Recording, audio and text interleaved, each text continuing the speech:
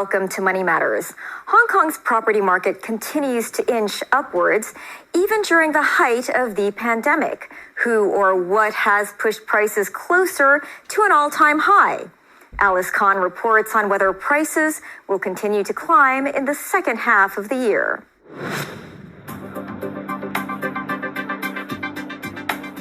The Hong Kong residential market performed well in the first half of this year.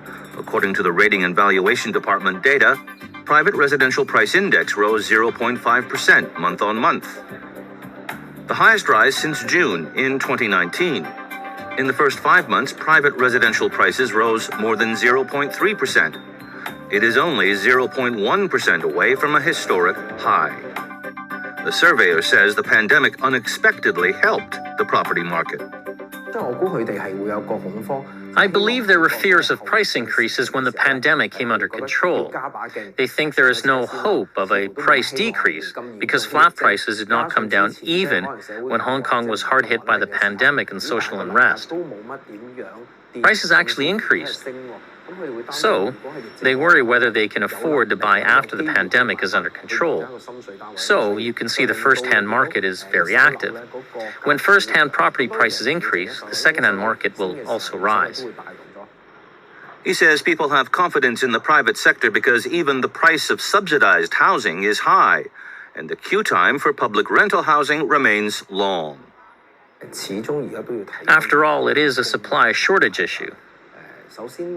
If we just look at the public sector, the queue time for the public rental housing reached 5.8 years. And another type of subsidized housing, such as home ownership scheme flats, their selling price is already $13,000, $14,000 per square foot in the second-hand market. At the end of June, the government announced the quarterly land sale program for July to September. Private housing land supply will have a capacity to produce about 5,400 units in total, a 100% increase year on year and a 200% increase quarter on quarter. We will continue to maintain a sustained and stable private housing land supply. Out of the total of 5,400 units, only 200 flats, or 4%, will be from the government land tender. And 2,700 units will be produced through the MTR Corporation and the Urban Renewal Authority land tender. Only 2,400 flats are expected to be produced strictly by private developers. The public has been calling on the government to supply more land, but it's all talk. The government could increase supply through other channels, but it has made no progress at all. I think the government should set up a special department and appoint an official to be in charge of this department to deal with the issue. To speed up short and medium-term housing supply, the Development Bureau launched a land-sharing pilot scheme in May 2020 to unleash or enhance the development potential of private land. The Bureau will announce the results of the scheme later this year. Property executive Joseph Zhang hasn't been impressed with the progress. For instance, it doesn't do much on the brownfield sites, and the issue of land premium on agricultural land is not resolved yet.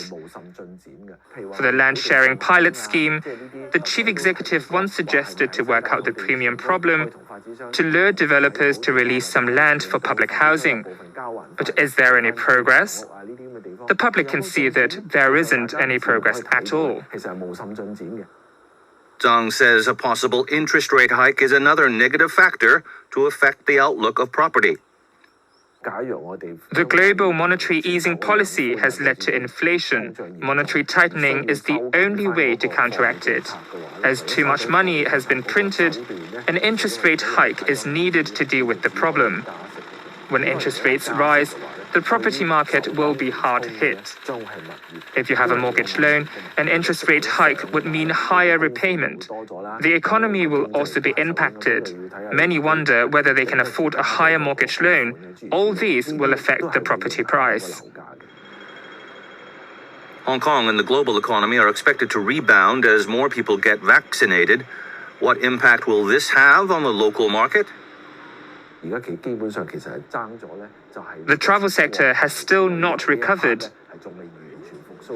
Other sectors are gradually recovering.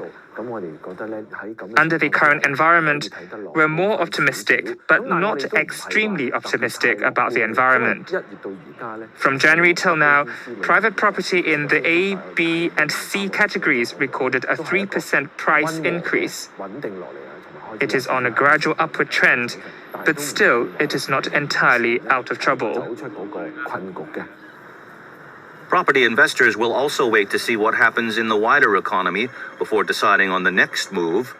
One notes that rental yields remain low. I expect the economy will be poor. Both the rental and travel industry will not be completely recovered in the next 2-3 years.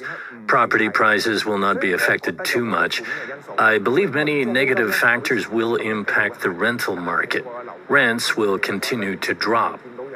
Lam says some key home buyers have supported the property market. Home buyers with higher income, making $30,000 to over $50,000. Most of them are in the financial industry. They are not badly affected by the pandemic and political issues. Homeowners make up 1/3 of the population in Hong Kong, and they are more well off. So they are not affected by the bad job market. Lam says end users can consider entering the market, but he thinks it's not the right time to put money into property because of low rental yields. I believe the property value will be upheld in the next 4 or 5 years. I can't see anything that will make property prices plunge, but it is hard to have a substantial price increase, maybe a few percent every year. It is the same for rental yields, only 2% every year. So I think property value can be preserved, but the price won't appreciate. For the returns, other investment tools may offer higher returns.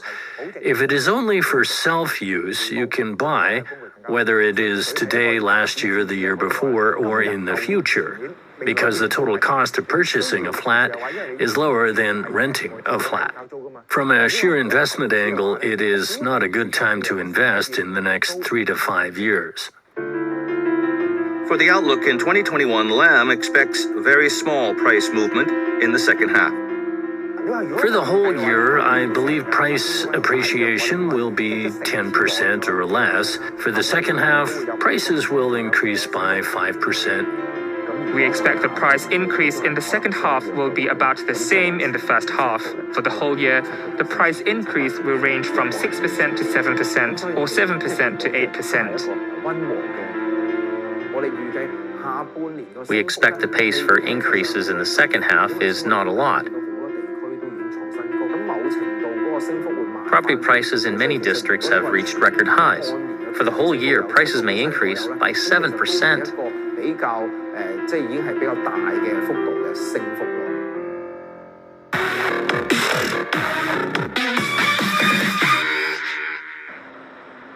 Electric car maker Tesla beat Wall Street expectations for second quarter revenue on the back of record deliveries.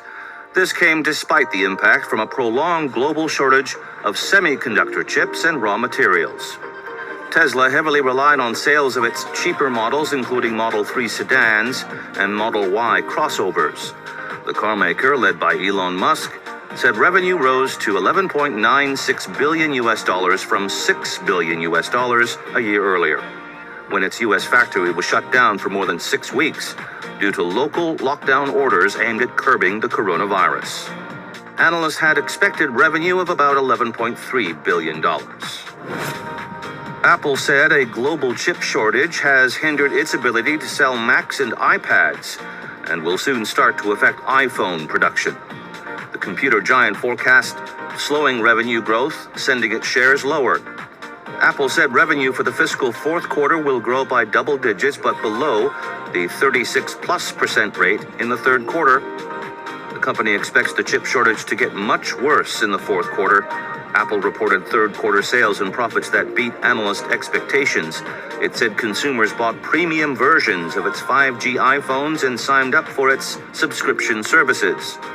China sales grew 58%, to 14.76 billion US dollars in the quarter. Total revenue hit $81.4 billion, above analyst expectations. Chief Executive Tim Cook declined to predict whether the chip shortages would last into Apple's fiscal first quarter, when it typically sees its biggest iPhone sales. Google parent Alphabet's quarterly revenue and profit surged to record highs, powered by a rise in advertising as more consumers shopped online. The digital ad market is booming, with consumers shifting to shopping largely online because of the coronavirus pandemic. The trend has forced companies to rely on data gathered from customer orders and online activity to launch new products and know their market better. When Money Matters returns, a discussion about investor frustrations after industry crackdowns on the mainland. Stay with us.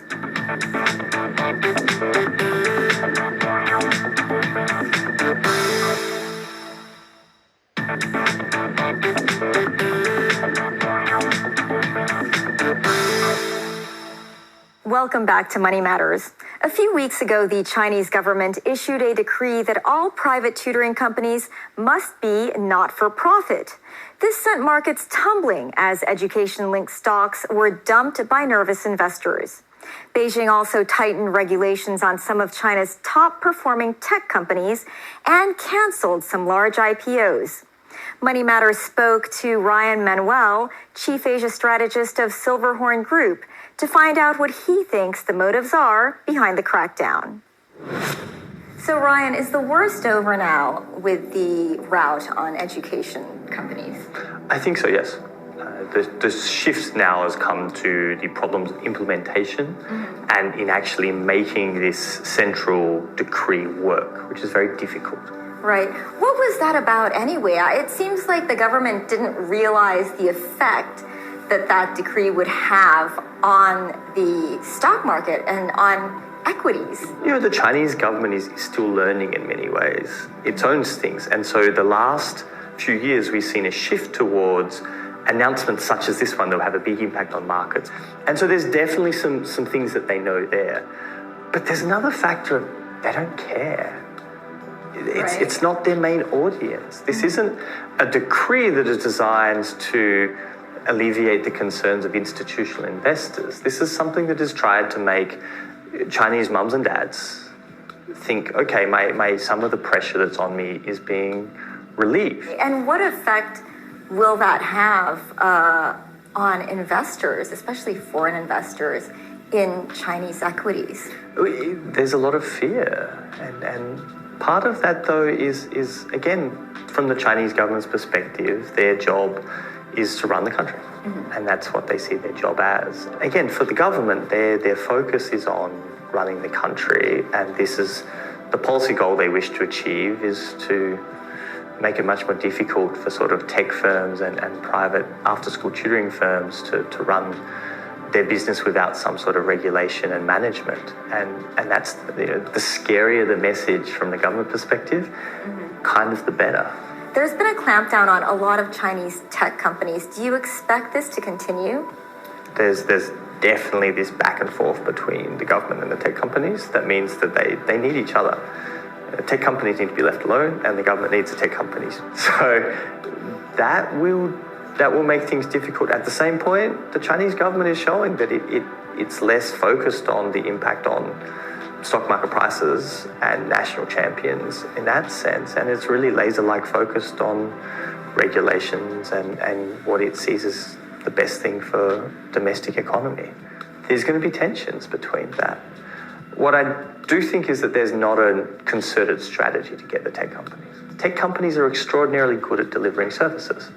And so the government knows it needs the tech companies. Its anti-poverty campaign was pushed mainly by Tencent and Alibaba mechanisms. Even in the floods recently, the first people to donate, Alibaba, Tencent, very high profile. And so the tech companies, they're locked in this delicate dance.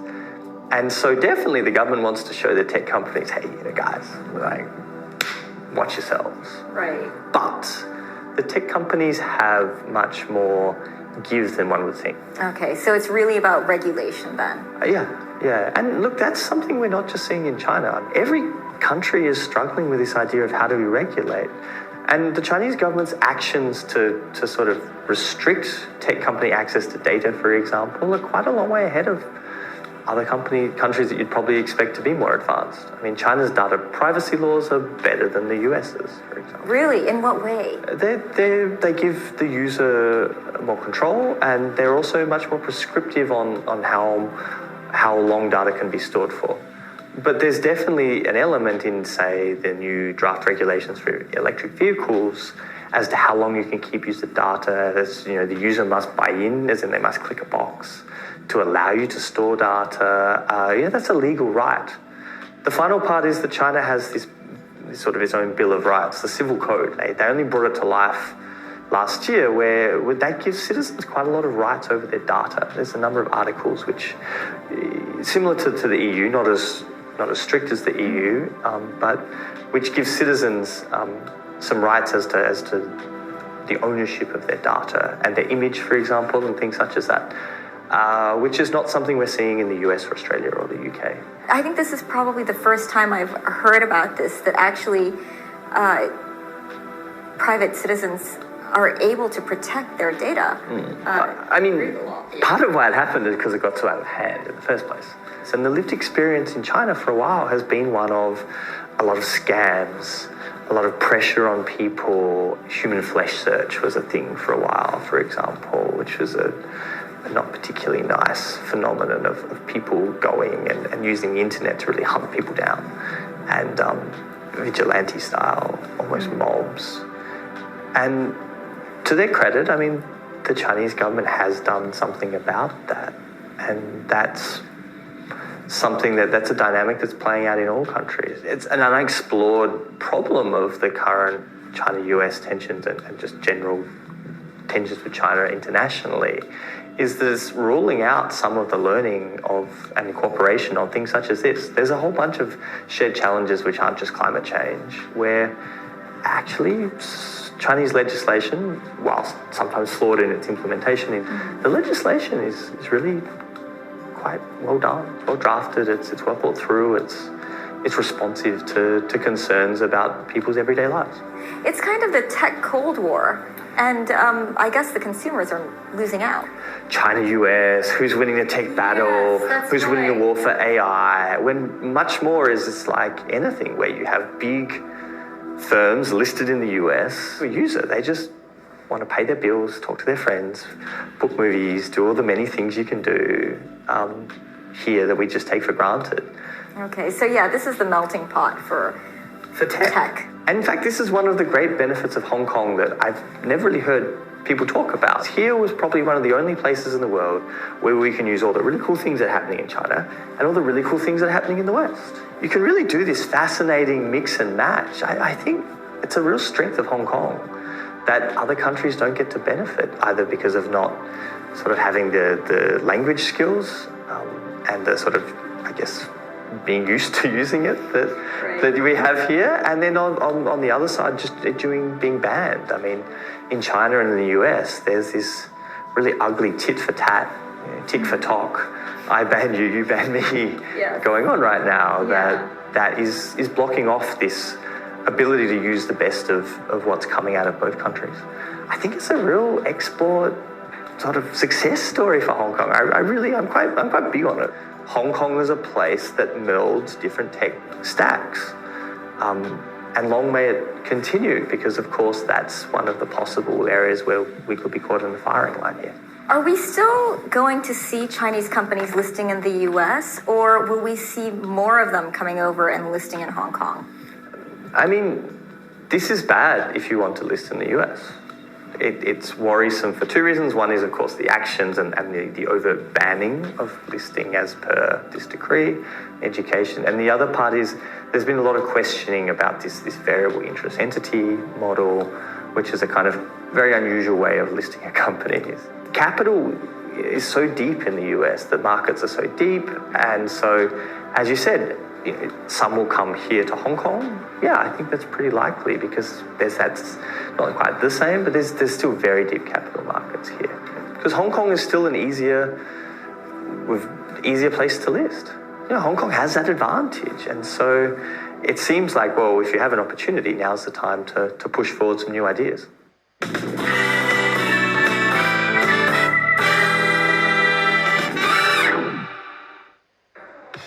Loyal, loving, and now cultured? Hong Kong dog lovers have devised an exhibition where pooches can dip their noses into the world of art. With abstract art, real-size 3D dog sculpture, and digitized artwork shown on screens, there is a lot for these four-legged connoisseurs to see, if only in black and white.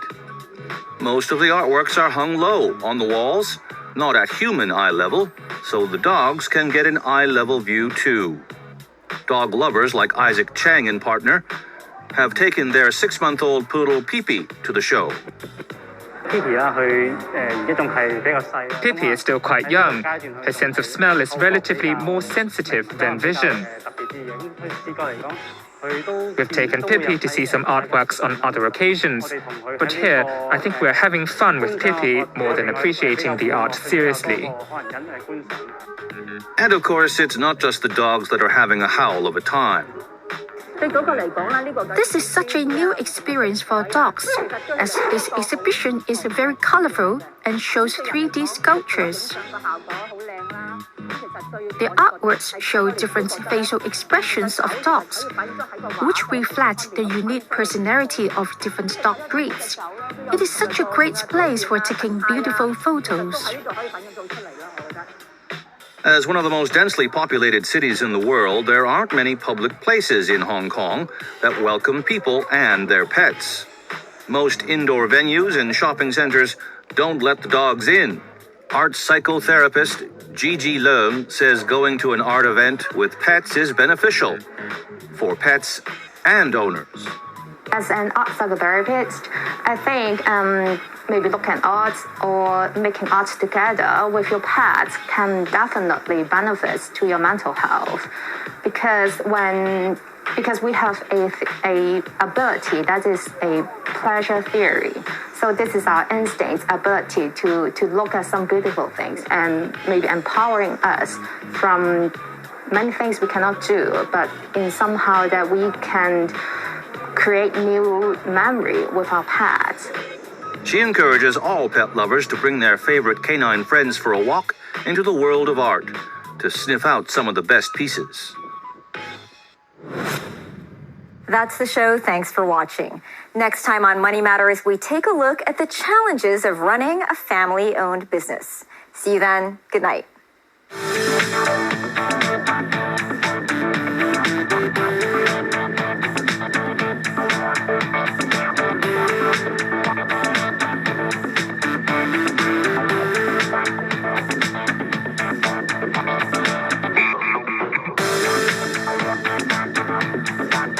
Thank you.